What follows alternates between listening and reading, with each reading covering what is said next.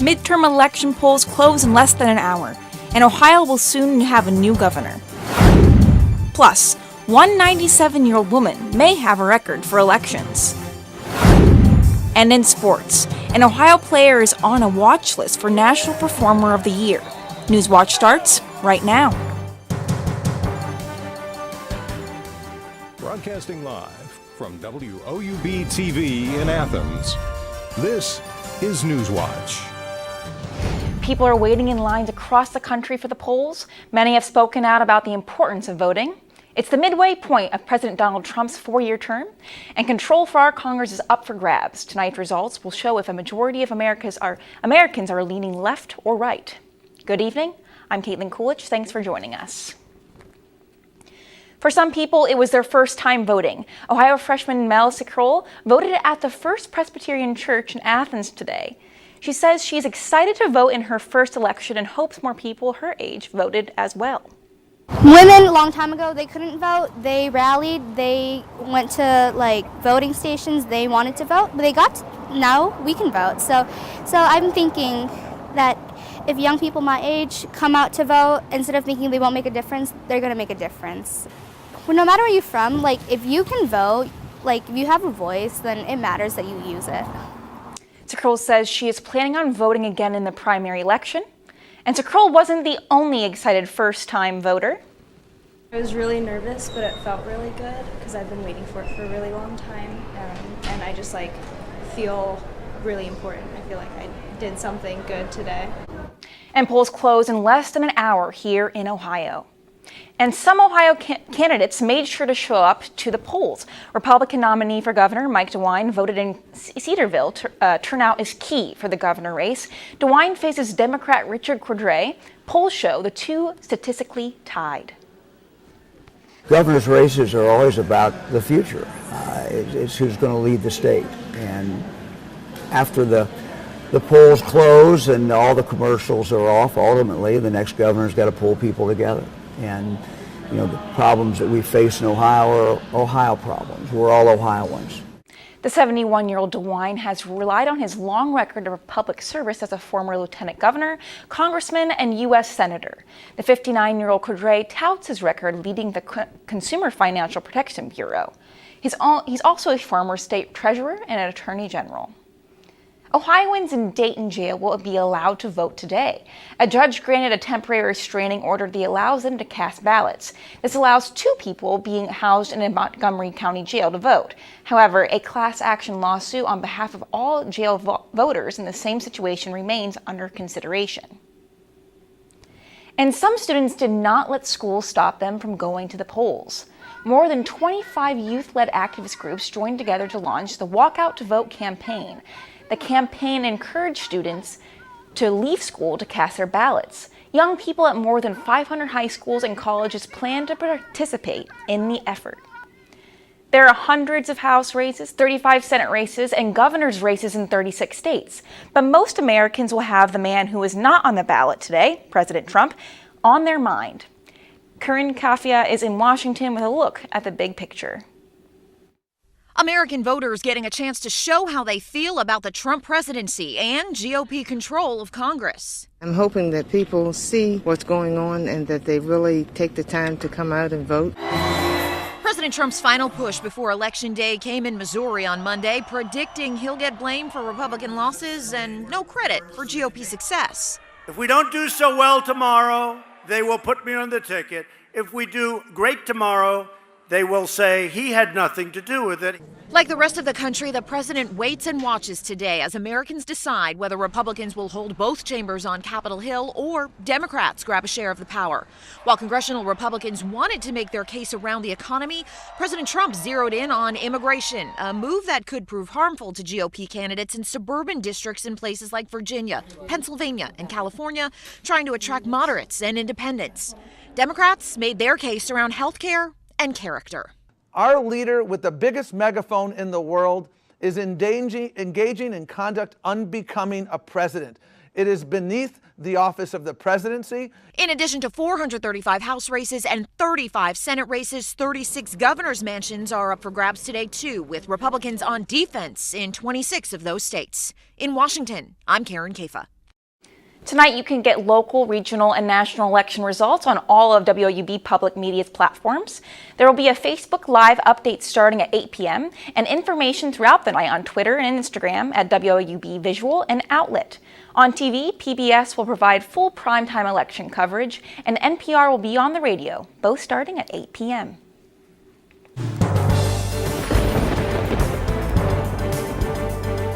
Good evening, I'm Taylor Nimmo. It may have been a little bit windy out there today, but it felt pretty nice and one of those last days for temperatures in the 60s before we cool down later on in the week. Right now it is 56 degrees and clear. Some high pressure moved into the region today, bringing some drier conditions, so it will remain clear throughout the rest of the evening. Around the region, we're seeing temperatures in the mid-50s, 52 in Newark, 55 in Cambridge, 56 in Athens, 52 over in Columbus, and 55 in Chillicothe. And as we look at the night tonight, we're not going to see the temperatures drop that much, just into the mid and lower 40s. So it's going to be a nice night throughout, and it will remain mostly clear throughout the remainder of the night tonight. But we do have some rain chances later on this week, so make sure you stay tuned for your full 7-day forecast later on in the show. All right, thank you, Taylor.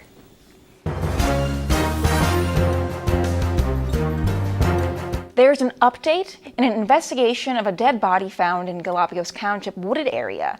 The Gallia County Sheriff's Office identified the person as Miranda Thompson. Police found the deceased individual this past Sunday. Thompson had previously been reported as a missing person. No further details are available at this time. A lawsuit against Kent State and its former softball coach will not be going forward. A federal judge dismissed a lawsuit claiming the university mishandled allegations a woman made against the coach's son. Keisterson claims she told Linder in 2014 about the rape from December 2012 and that Linder failed to tell the university. Linder's son was never arrested or charged. An 11-year-old boy led Cleveland police on a high-speed chase after taking his mom's car Sunday night. But as Scott Knoll reports, it wasn't the first time. Police spotted the SUV just before 11 last night. All right, vehicle's running on me. Within seconds, the chase is on. The driver running red lights, shutting his off, and speeding through town. Pulling away from me, I'm doing 75. What no one realized, the driver, just 11 years old. Investigators say he took his mom's car after she went to bed. A joyride with a crashing end. Cops say the boy, who was no longer being chased, wasn't paying attention and slammed into a parked pickup in Cleveland about 20 minutes later. The 11-year-old treated, then released from the hospital. That's when investigators got another surprise. The boy's parents say he's the same kid who led troopers on this 50-mile chase along the turnpike last October, just days after taking his mom's car and leaving it with flat tires on I-90. That time, his dad said his son did it thinking it was a joke and that nothing would happen to him. His mom told investigators he was charged for taking the car, but the case was dropped after the boy wasn't competent to stand trial. Police say this time around, the boy will face felony charges in juvenile court. And a bunch of people were driving around with buses this weekend. In West Virginia, Kanawha County Schools held its annual rodeo for bus drivers Monday morning. Drivers competed in multiple challenges, including pre-trip inspection, handling a railroad crossing, and getting kids on the bus, and other skills. Stuff we're faced with every day, different obstacles, but it's set up to really challenge the driver, to challenge your abilities as a driver. The winners were recognized at the end of the event, and drivers who qualified will go on to compete in the state competition next summer. Coming up next, one hotel chain is paying millions after giving guest information to the government. Plus, officials say honor the body of a Utah mayor who died in Afghanistan. These stories and more when Newswatch returns.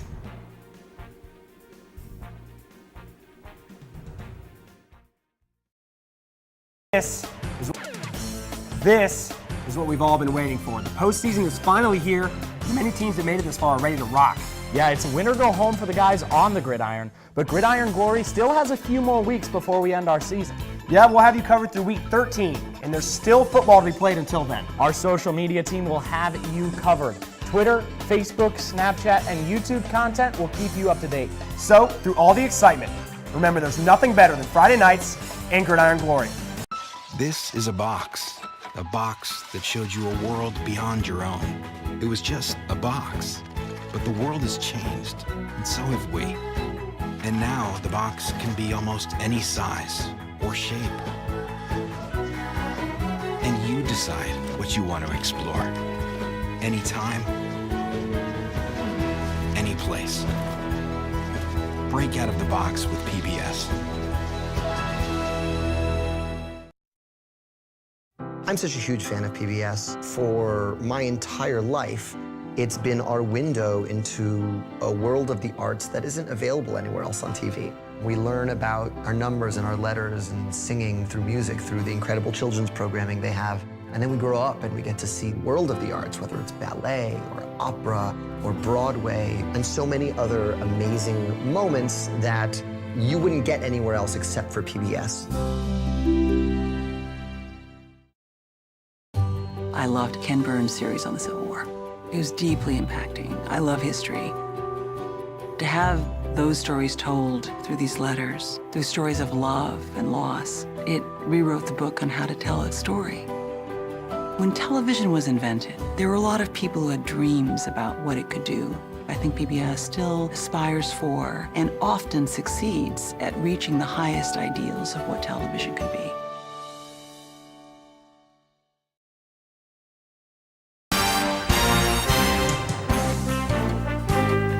The body of Major Brent Taylor, who was fatally shot while serving with the National Guard in Afghanistan, is now in the U.S. And according to his wife, who spoke shortly after the dignified transfer ceremony, Taylor championed democracy. She said it was fitting that his body was returned to the U.S. on Election Day. Omar Jimenez has this report. A somber start to an election Tuesday for the family of Major Brent Taylor, the Utah mayor who temporarily stepped down from his position to deploy overseas with the National Guard. He was killed in Afghanistan on Saturday, just a few months before finishing his tour. The price of freedom surely feels incredibly high to all those of us who know and love our individual soldier. But the value of freedom is immeasurable to all who know and love America.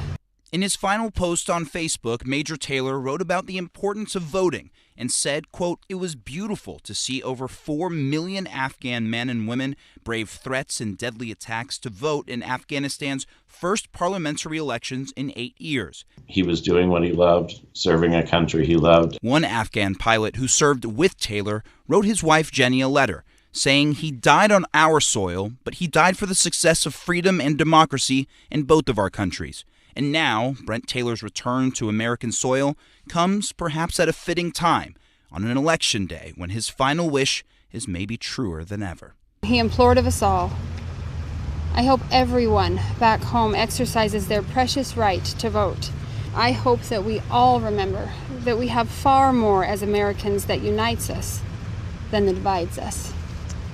May God forever bless America. In Washington, I'm Omar Jimenez. The hotel chain Motel 6 is paying $7.6 million to settle a lawsuit after it gave guest lists to immigrant authorities. Sharing these lists led to an unknown number of arrests and deportations. Along with paying guests, Motel 6 is also agreeing to have tighter controls over its guests' private information. Motel 6 acknowledges the guest lists were given to authorities but denies upper management was aware. The hotel franchise says it accepts full responsibility for compensating those who were harmed. Coming up on Newswatch, one woman who has not missed an election in nearly 80 years. That story still ahead. And with temperatures cooling down, we may even see a chance for some snow this week. Stay tuned for all the details in your 7-day forecast. But first, let's take a look at your stocks of local interest.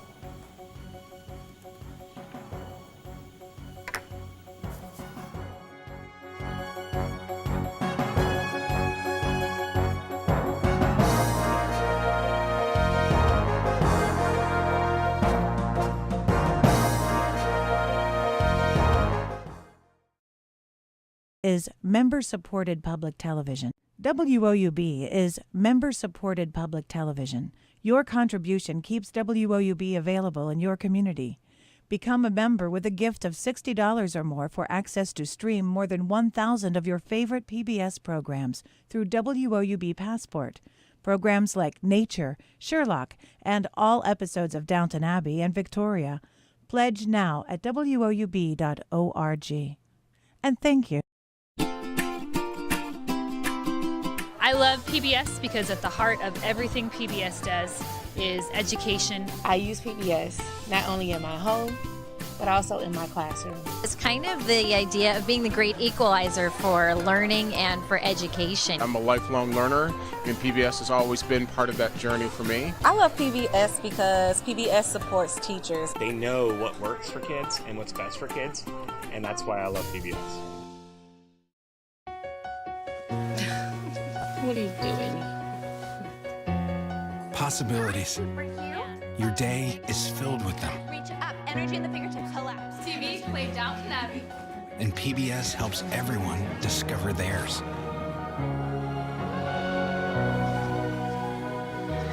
Anytime, anywhere. Up in the sky, you can see it.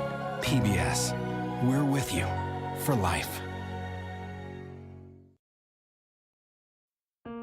PBS had a special on Pearl Harbor, and once Landon started watching the show about the Arizona, he completely became fascinated. That's Donald Stratton, and that's me.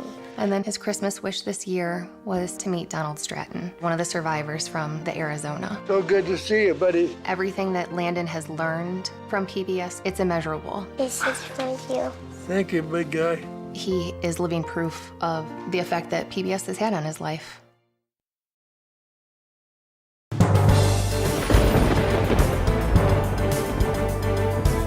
Good evening. What a beautiful day today in Athens. If you had to wait outside in lines to go vote, no problem because it was feeling pretty nice. We had temperatures in the 60s, some of the last warmer temperatures we're going to see before things start to cool down a little bit later on in the week. But right now it's pretty nice, 56 degrees, a clear evening throughout the rest of the evening tonight, and it's pretty breezy right now with winds out of the west-southwest at 11 miles per hour.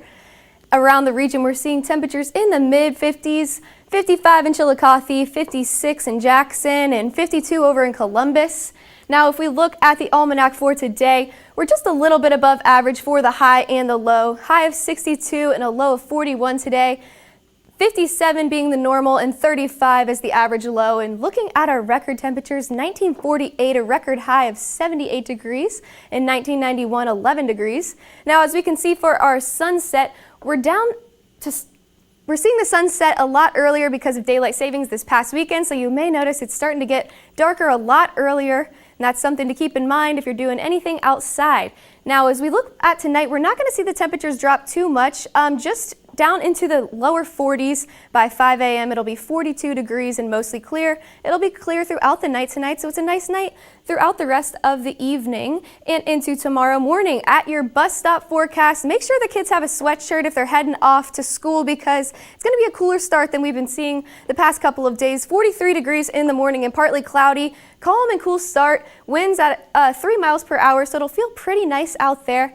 Now, if we look at the precipcast, no precip here, at least for the next couple of days. We should be good to go. However, we do have this nice cold front moving in that's going to cool things down just a little bit, and some high pressure that's coming into the region, drying things out a bit for the next couple of days. And as you can see, tomorrow we're dry as well with some high pressure remaining tomorrow. Now, if we look at your day planner for tomorrow, it's going to be a pretty nice day tomorrow. Temperatures reaching the 50s. Around lunchtime, it'll be 52 degrees and cloudy. And on your way home from work, it'll still be 52 degrees. So it's a pretty nice day, but you definitely may need to bring the jacket with you.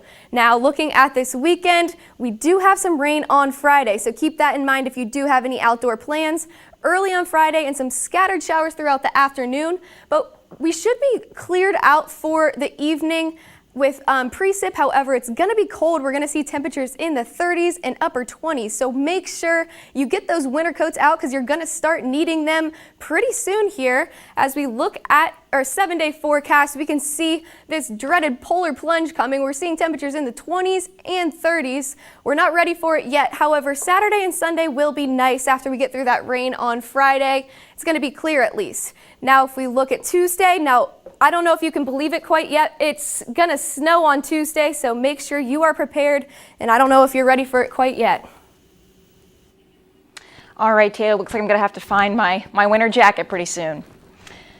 A New Jersey election poll worker will turn 98 years young next month and hasn't missed an election in nearly 80 years. Brian Donahue introduces us to the woman who has no excuses for not showing up to vote. Hello, how are you today? At 97 years old, Laura Wooten is still on the job at this dining hall at Princeton University, checking student IDs on the Monday lunch shift. But on Tuesday, Election Day, she's taking a day off to work her other job as a poll worker for the 79th straight year. Wooten hasn't missed an election, working first as a challenger, then as a county poll worker, since Franklin Delano Roosevelt was president, including last year when her brother died the day before Election Day and she was unable to get a ride to the polls, so she walked. It may be the longest streak of any poll worker anywhere in the nation. She does it for one simple reason: because she believes in the importance of voting. Because I think voting is very important. Because if it wasn't for voting, a lot of things would still be the same. Wooten grew up in Princeton when it was what she calls a southern northern town, with segregated schools, hospitals, and theaters. Then we had one black doctor, which could put you in the hospital, but it could come see you. It was the ballot box, she says, that was the key to changing all that. So on Election Day, just as she has every year since 1939, she'll be out there helping make sure it works. And a lot of us do not vote. As they said, their vote doesn't count, but how can it count if they don't vote? You know, that's the only way you're going to get changes made. And I've seen a lot of changes, but there's still a lot need to be made. And if you're thinking of not voting, she has this to say. There's no excuse. Vote needs a voice. So use it. Wooten planned to get up at 4 a.m. Tuesday and work the polls at the firehouse near her home in Lawrence Township. She says she will work until the polls close and be back on the job at Princeton Wednesday morning. Hi, I'm Brian Kerp. Coming up in sports, the Ohio men's and women's basketball seasons begin this week. Hear from head coaches Saul Phillips and Bob Bolden later on. And right after the break, Ohio quarterback Nathan Rourke was named to a National Awards watch list. Find out which one next on Newswatch. And stay tuned to WOUB. Here's a look at what's coming up tonight on your public television station.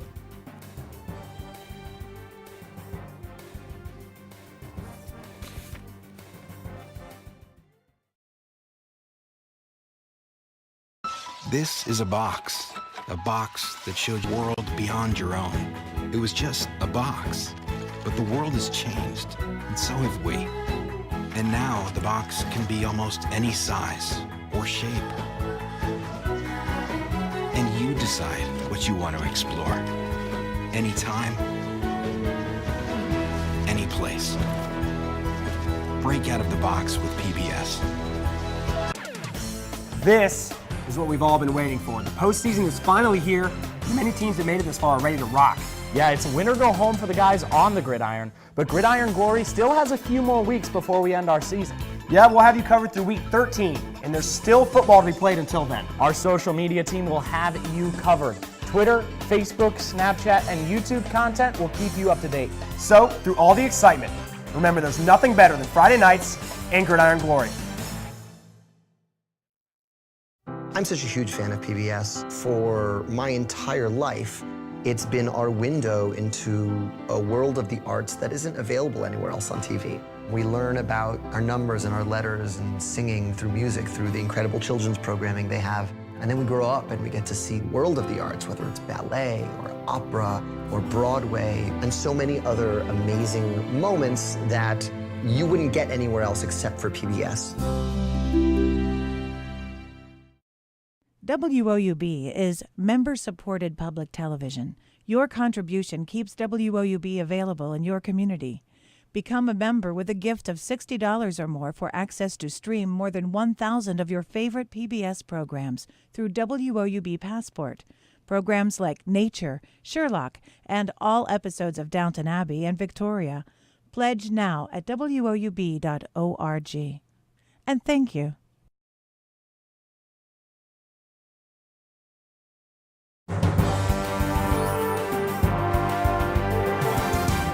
Welcome back to Newswatch. I'm Brian Kerp. Ohio football's quarterback Nathan Rourke was named to the 2018 Midseason National Performer of the Year Trophy watch list. Rourke is one of 32 players from the FBS to be named to the list, and he is one of only 2 players from the Mid-American Conference. Through 9 games this season, Rourke has completed 63% of his passes for 1,769 yards and 17 touchdowns with only 5 interceptions. Rourke also leads the team in rushing with 637 yards and 8 rushing touchdowns. With only 3 games remaining, the Bobcats travel to Oxford tomorrow night to face Miami Redhawks in the Battle of the Bricks. Head coach Frank Solch discusses the importance of conference games. As you know, every game is important, and when you get in the MAC, it seems like if you lose one, man, you're fighting from behind right away, you know. And so it's a tough conference in that regard. And I think in particular this year there's a lot of really good football teams in the MAC. So that makes everything even a little bit more difficult.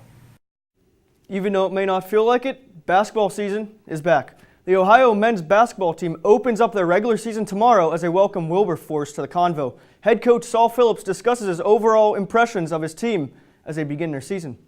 I like our depth. I think our athleticism in the backcourt has improved.